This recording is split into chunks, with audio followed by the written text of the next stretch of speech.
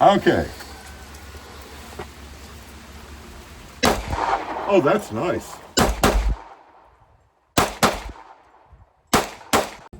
Sure, yeah. All right.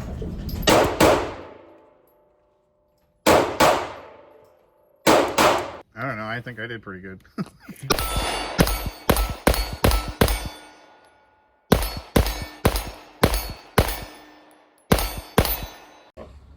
Hello and welcome back to Tinker Talks Guns.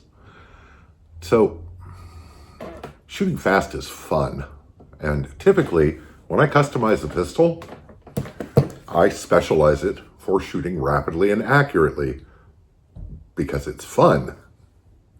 And I like doing it.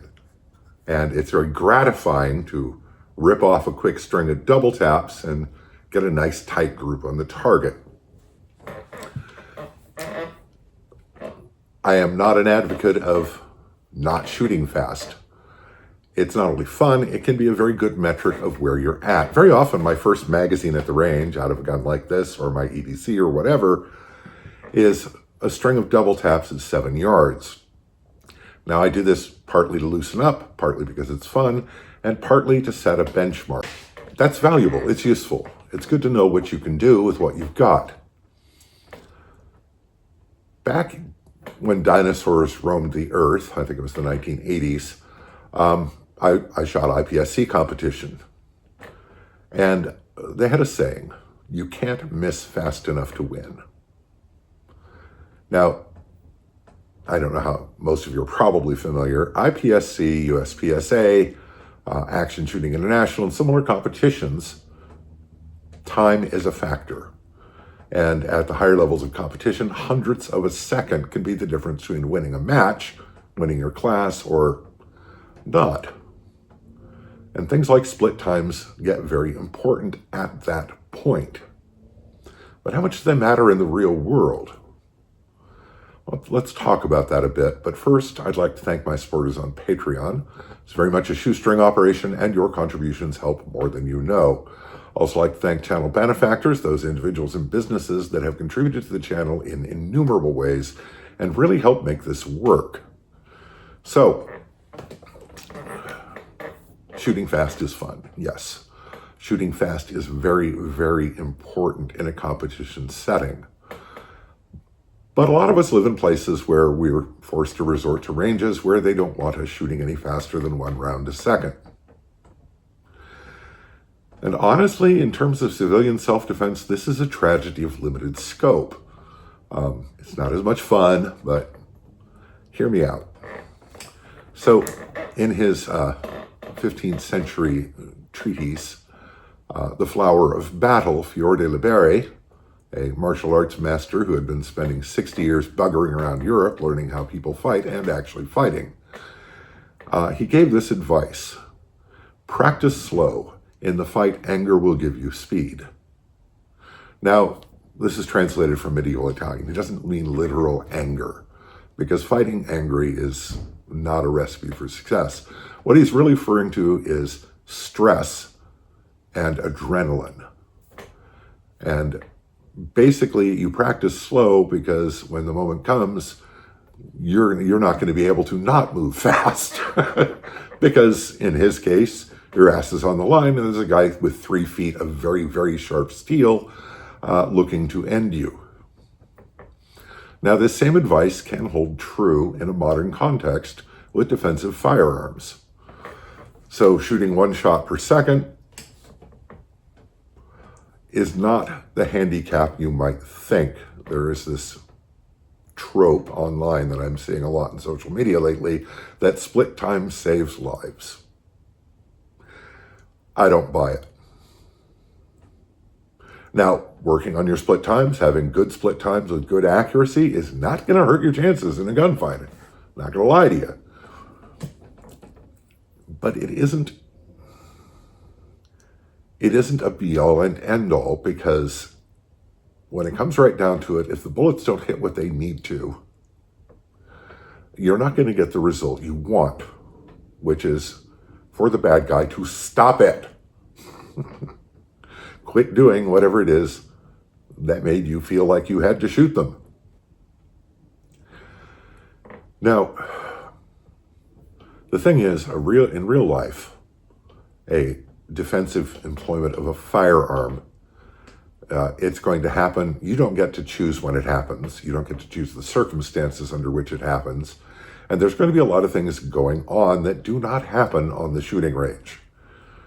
But the ability to hit the target is still going to be absolutely crucial in ending the confrontation in a good manner.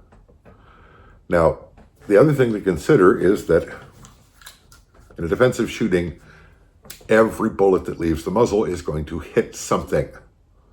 And the results of that can be anything from property damage to tragedy. I don't even want to think about how I would feel if I was in a defensive shooting and hit an innocent bystander because I was sloppy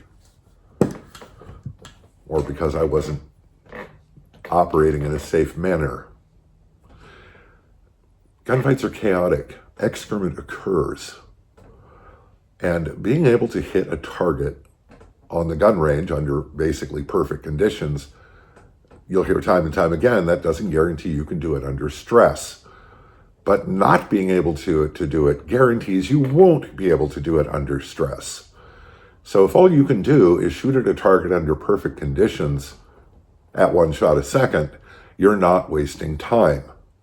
Because building those fundamentals is going to stand you in good stead no matter what.